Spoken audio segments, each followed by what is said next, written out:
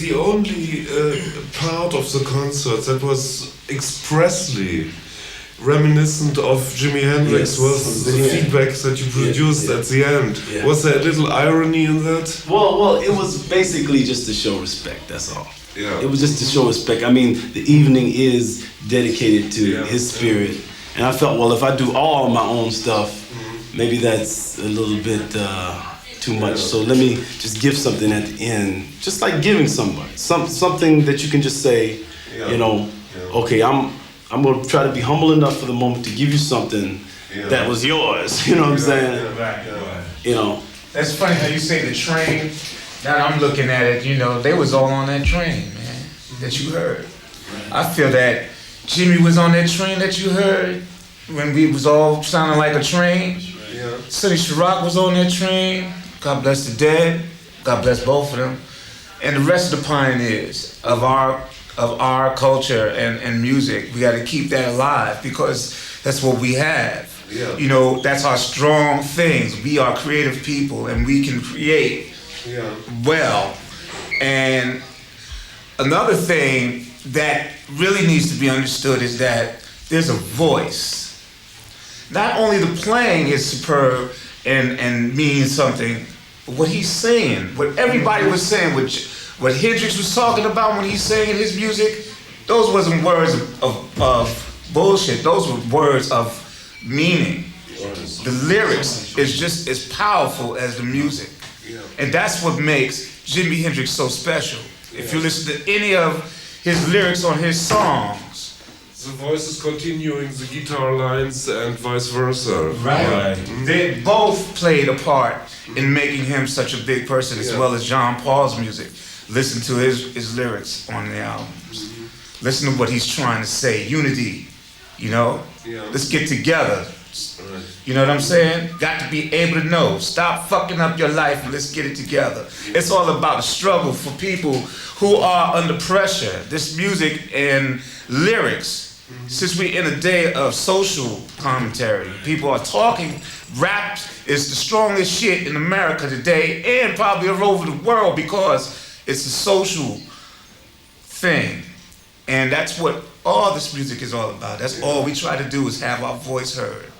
And in place of, to add to that, in place of blues always being like, I lost my mama the other day, my whole family burned up in the house, what we're trying to do is send a more powerful message. In the city, you know, the drugs and the disunity and all of the hype about, you know, having money, not having money. I don't know how it exactly is here over in Europe, but in America, they bombard you with desire, and you have nowhere to meet it. And part of my music is trying to say through it, look what's happening to you. You know, look, you know, life is not about all of these things, you know, and life is not about all of these, you know, unrealistic expectations. Life is about right now. Life is about listening to your intuition, you know, listening to your inner voice and stop listening to the TV set. And, you know, you will find yourself. You will find the answers, you know.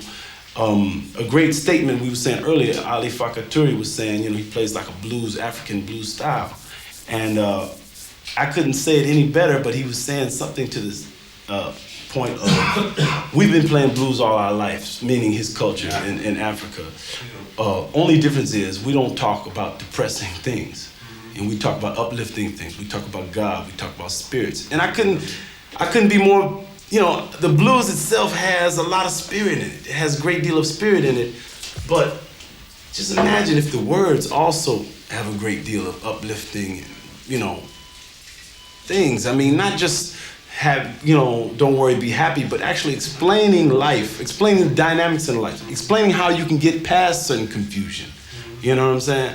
Then I think it'll be powerful. I think you'll always be able to come back to that music 50, 60 years from now and say, this stuff still applies. Because it always still applies. That's right. Isn't that what the Bible's about? You can listen to stories in the Bible and the Quran and all that. They still apply today. It's all about words, man. It's all about communication in this world, especially today. We all have to communicate.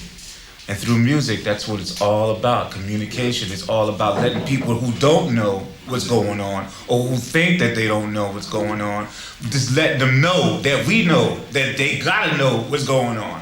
And we putting that on disc and record and we put it around the world and let people know what's going on. Some people may be frightened of the truth and some people gonna have to live with it, but it's gonna be told. Because people not backing down no more. They gotta tell the truth. Yeah, I think you also have to just, look at the fact that people are not getting messages through TV. The messages that they're getting primarily are negative or misleading.